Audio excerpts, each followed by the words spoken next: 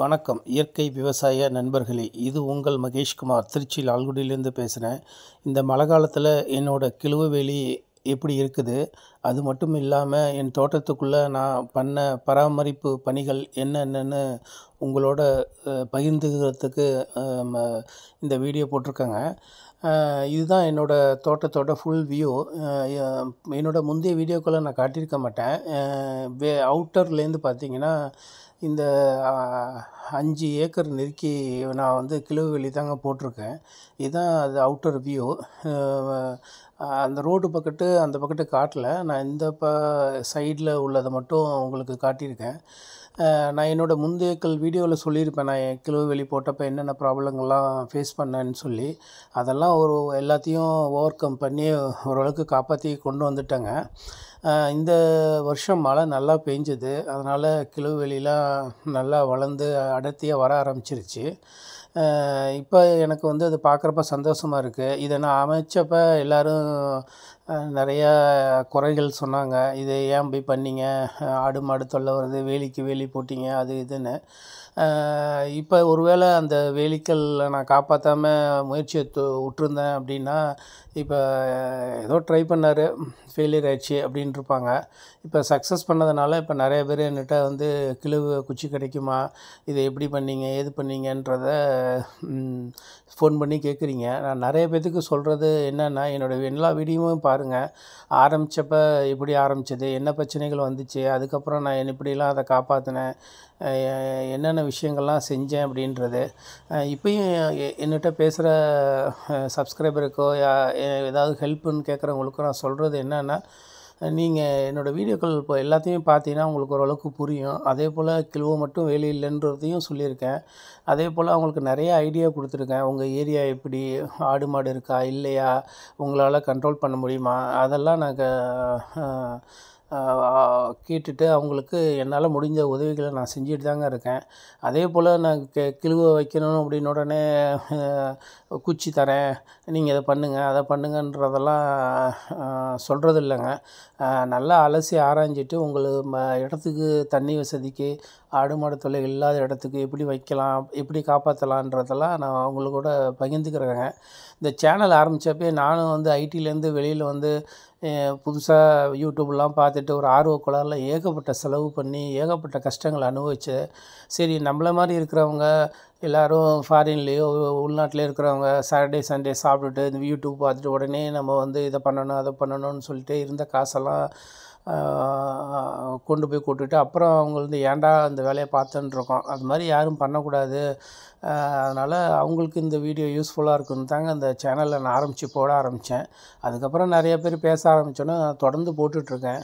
என்னோடய சேனலில் ஃபுல்லாகவே கிழுவு வேலி பற்றி தான் போட்டிருப்பேன். அதனால் என்னோடய ஐடி டு அக்ரியில் பாருங்கள். இந்த மழை காலத்தில் பார்த்திங்கன்னா என்னோடய வேலி இப்போ பக்கத்துலலாம் குழி நோண்டி வச்சுருந்தேன்னு சொன்னேன் இல்லையா, தண்ணி.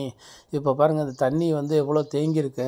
இந்த தண்ணி தேங்கியிருக்கிறது அந்த கிழுவு வேலி வளர்ச்சிக்கு ரொம்ப யூஸ்ஃபுல்லாக இருக்குங்க. இதே வேலையை தான் நான் என்னோடய காட்டுக்குள்ளேயும் நான் பண்ணேன். ரோடு மாதிரி போட்டு அகழி மாதிரிலாம் வெட்டி நிறைய பண்ணேங்க. அது வந்து என்னோடய எய்ம் என்னென்னா, மழை தண்ணியை வெளியில் விடக்கூடாது, நம்ம பூமியில் தண்ணி இறங்கணும், அதே போல் செடிகளுக்கும் நல்ல தண்ணி கிடைக்கணும் அப்படின்றத நான் தெளிவாக பண்ணுறதா நினச்சி நான் பண்ணேங்க. அது என்ன பிரச்சனையை கொண்டு வந்துச்சுன்னு அடுத்தடுத்த காட்சிகளை நீங்கள் பார்ப்பீங்க. இப்போ நிறையா தொடர்ந்து மழை பெஞ்சதில் என்ன ஆயிடுச்சு அப்படின்னு பார்த்தீங்கன்னா, எல்லா தண்ணியும் நம்மளுக்கு வந்து காட்டுக்குள்ளே வந்து டெபாசிட் ஆக ஆரம்பிச்சிருச்சு. நான் எங்கெங்கே குழியெலாம் தோண்டி வச்சனோ, தண்ணி போகாமல் அணை போட்டு வச்சனோ, எல்லா இடத்துலையும் தெப்பக்குளை மாதிரி தேங்கிருச்சுங்க. இது உங்களுக்கே தெரியும், தண்ணி ஒரு வாரம் இருக்கலாம், நீங்கள் 20 நாள் 30 நாள்லாம் இந்த மாதிரிலாம் தண்ணி தேங்கி இருந்துச்சுன்னா எல்லாம் அழுக ஆரம்பிச்சிடும் செடியெல்லாம். என்ன பண்ணுறதுன்னு தெரியல. என்னடா இது மாதிரி நம்ம தண்ணி தேக்கி வைக்கிறதுக்காக குழிகள்லாம் அங்கங்கே எடுத்து வச்சோமே, இப்போ இவ்வளோ தண்ணி வந்த பிறகு என்ன பண்ணுறதுன்னு ஒன்றும் முடியல. வடின்னு பார்த்தா ஒன்றும் வடிகிற மாதிரி தெரியல. தொடர் மழையினால் எல்லா செடிகளும் தண்ணியில் முழுகிட்டு கிடந்துச்சுங்க. இப்போ இதை இப்படியே விட்டோம்னா இப்போ நம்ம இவ்வளோ நாள் கஷ்டப்பட்டது எல்லாம் வீணாக போயிருமேன்னு சொல்லிட்டு அப்புறம் நிறைய பேர்த்திட்ட டிஸ்கஸ் பண்ண பிறகு மோட்ரு வச்சு தண்ணி இறங்க அப்படி இப்படின்னாங்க. அப்புறம் ஒருத்தர் சொன்னார், நில அமைப்பு சரிவாக இருக்குது, அதனால் ஜேசிபி வச்சு அந்த தண்ணியை வாரி மாதிரி நல்லா அடைச்சி வச்சுருக்கு, அதெல்லாம் எடுத்து விட்டுருங்க போயிடுன்னு சொன்னாங்க. சரி இதுக்கு மேலே தாமதிக்கக்கூடாதுன்னு சொல்லிட்டு தான் நான் வந்து இந்த ஜேசிபி ஏற்கனவே நான் பழைய வீடியோவில் சொல்லியிருப்பேன், ஒரு பையனை ஹெல்ப் பண்ணுறான்ட்டு. அவனும் அதே தான் சொன்னானே, பேசாமல் ஜேசிபி வச்சு எல்லாத்தையும் எடுத்து விட்டோம்னா தண்ணி அந்த குழியில் வடிஞ்சு கடைசியில் நீங்கள் தான் மழை நீர்லாம் சேர்க்குறதுக்கு ஒரு குளம் மாதிரி வெட்டி வச்சுருக்கீங்களா, அதில் விட்டுறலாம், இப்போதைக்கு வேணாம், நம்மளுக்கு தண்ணி ஓவராக வந்துருச்சு அப்படின்னு சொன்னான். அதனால் நான் ஜேசிபி வர சொல்லிட்டேங்க. இதுதான் என்னோடய உள்ளே இருக்க தோட்டத்தோட அமைப்புங்க. இது ஃபுல்லாகவே நான் வந்து டிம்பர் மரம், தென்னை மரம், மாமரம் அது மாதிரி ஃபுல்லாகவே வச்சு விட்டாங்க. இது இல்லாமல் நான் உழுது கொல்லெல்லாம் போட்டு வச்சுருந்தேங்க. அதெல்லாம் வந்து பாதி வந்து அழுகி போச்சு. நம்ம ஆரம்பத்தில் எல்லாமே தெளிவாக தான் பண்ணுறோன்னு நினச்சி பண்ணுறோங்க, அனுபவம் இன்மையினால் நம்மளுக்கு வந்துடுது. இதே நான் வந்து குழி பறிச்சதெல்லாம் கரெக்டுங்க. அது வந்து என்ன பண்ணியிருக்கோன்னா, ஓவர் மழை வந்தால் ஓவர் ஃப்ளோ ஆகிற மாதிரி ஐடியா பண்ணியிருந்துருக்கணும். நம்மளுக்கு 2 வருஷமாக சரியாக மழை இல்லாதனால நம்மளுக்கு தண்ணி கிடச்சா போதும், அங்கங்கே தேக்கி வைக்கணும்னு நினச்சேன். ஆனால் ஓவர் மழை வரப்போ இந்த பிரச்சனைகள்லாம் நான் சந்திக்க நேரிட்டுச்சுங்க. பாருங்கள் தண்ணி எவ்வளோ ஓடிட்டுருக்கு பாருங்கள், அங்கங்கே வடிஞ்சு. இதை என்ன பண்ணுறதுனே தெரியல. அதுக்கப்புறம் தான், ஆனால் வேலியை பொறுத்த வரைக்கும் அங்கே சின்ன குழி இருக்கிறதுனால அந்த தண்ணி வந்து அந்த வேலிக்கு நல்ல தண்ணி வசதியை கொடுத்ததுனால அதுவும் நல்லா செழிப்பாக வளருங்க. ஆனால் நான் பேஞ்ச மழை எதையும் வேஸ்ட் பண்ணலை, எல்லாத்தையும் உள்ளே நான் சேகரிக்கிற மாதிரி பண்ணியிருந்தேன். ஆனால் அடைமழை வரப்போ இந்த பிரச்சனை வந்துருச்சுங்க. சரி இதுக்கு ஒரே வழி ஜேசிபி தான் அப்படின்னு சொல்லிட்டு அப்புறம் கொண்டு வந்து நான் என்னோடய இடத்த நான் பிரித்து, ஏற்கனவே சொல்லியிருந்தேன் இல்லையா, ஒரு பிபிடியில் இப்படி தான் இருக்கணும், ரோடு இப்படி வரணும், 2 பக்கட்டும் குழி இருக்கணும், அது மாதிரி அணை போட்டு வைக்கணுன்றதெல்லாம். சரி இது வேலைக்கு ஆகுது இப்போதைக்குன்னு சொல்லிவிட்டு, இப்போதைக்கு நம்ம ஸ்ட்ரெயிட்டாக குழி எடுத்து அந்த தண்ணியெல்லாம் வடிகட்டிடுவோம் அப்படின்னு சொல்லி ஜேசிபி வர சொல்லி இந்த வேலையை பார்த்தேங்க. அதே போல் உங்கள் தோட்டத்தை நீங்கள் பண்ணுறப்ப மழை வருது வரல, மழை அதிகமாக வந்தால் வடிகால் எப்படி பண்ணணும், மழை வந்து கம்மியாக பெஞ்சால் அந்த தண்ணியை வடிகால் உள்ளே போகாமல் நம்ம நிலத்துக்குள்ளேயே சேமிக்கிறது, அந்த ஐடியாக்கள் பண்ணி வச்சுக்கிங்க. இப்போ நான் வந்து என்ன பண்ணேன், மழை வெளியே போகாமல் இருக்கிறதுக்காக வழிகள் பண்ணேன். ஆனால் அதிக மழை வந்துச்சுன்னா அதை எப்படி கம் பண்ணுறதுன்னு தெரியல. இது எனக்கு முதல் அனுபவம், அதனால் எனக்கு இந்த பிரச்சனை.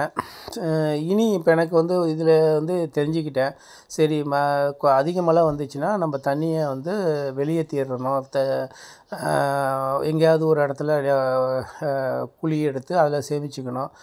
குறைஞ்ச மழை வந்துச்சுனாலும் அந்த அகழியில் வராமல், ஃபார் எக்ஸாம்பிள் பார்த்திங்கன்னா நீங்கள் நிறைய யூடியூப்பில் பார்த்திங்கன்னா ஒரு குழி பறித்து இங்கே ஒரு அணை போட்டு வச்சு ஒரு குழாயோ ஒரு தடுப்போ போட்டு இந்த தண்ணி வழிஞ்சி மேலே வர மாதிரி, குறைஞ்ச மழை வரப்போ அந்த தண்ணி வழியாமல் அங்கேயே டெபாசிட் ஆகிக்கிற மாதிரி பண்ணணும். இப்போதைக்கு அந்த பிளான் எதுவும் நான் பண்ணல. இருக்கிற காட்டில் உள்ள தண்ணி எல்லாத்தையும் வெளியேற்றிடணும்னு சொல்லிட்டு தான் நான் இப்போ வந்து அந்த ஏற்கனவே எடுத்த குழி இருக்கு இல்லையா 2 பக்கட்டும் தோட்டத்துக்கு நடுவில், அதை வந்து நான் இப்போ சரி பண்ணி எல்லா தண்ணியும் வெளியேற்றுறேங்க. முன்னாடிலாம் நாங்கள் அங்கே அணை போட்டு வச்சுருந்தேன், அதெல்லாம் வந்து நான் ஒர்க் அவுட் ஆகலை. இப்போதைக்கு இந்த பிரச்சனையை எடுத்துணுன்றது தான் சால்வ் பண்ணுன்றது தான் என்னோடய ஐடியா. இவ்வளோ தண்ணி இதை வந்து செம்மண் சரளக்காடுங்க, வெயில் காலத்துலலாம் அப்படியே தகிக்குங்க, தண்ணி இல்லாமல் இந்த கண்ணெல்லாம் எவ்வளோ கஷ்டப்பட்டுது. இப்போ பாருங்கள் தண்ணி வந்த பிறகும் கஷ்டப்படுது. நான் என்ன தான் பிளான் பண்ணாலும் ஏதாவது ஒரு பிரச்சனையில் வந்து நான் மாட்டிக்கிறேன். சரி ஓகே இந்த பிரச்சனை நான் முடிச்சிட்டேன் அப்படின்னு போகிறத விட இதை நம்ம என்ன செஞ்சோன்றதை சொல்லுவோம். யாருக்காவது யூஸ்ஃபுல்லாக இருந்தால் நீங்கள் அதை ஃபாலோ பண்ணுங்கள். இல்லை உங்களுக்கு வேறு ஏதாவது பெட்டர் ஐடியா இருந்துச்சுன்னா நீங்கள் அதை ஃபாலோ பண்ணிக்கிங்க, ஒன்றும் பிரச்சனை இல்லை. இப்போ என்னோடய ரோடு போட்டிருக்கேன், என்னோடய தோட்டத்துக்கு போகிறதுக்கு நடுவில் ரோடு போட்டு பார்த்தீங்கன்னா 2 பக்கட்டும் அகலில் வந்து தடுப்பு இல்லாமல் ஸ்ட்ரெயிட்டாக எல்லாத்தையும் வாரி விட்டுட்டேங்க. இந்த வீடியோ பர்பஸே வந்து நீங்கள் தோட்டம் அமைக்கிறப்ப மழைநீர் சேகரிப்பு, மழைநீர் எப்படி ஹேண்டில் பண்ணுறது, அடைமழை வந்தால் எப்படி காப்பாற்றுன்றது தாங்க. இந்த வீடியோ உங்களுக்கு யூஸ்ஃபுல்லாக இருக்குன்னு நினைக்கிறேன். நன்றி, வணக்கம்.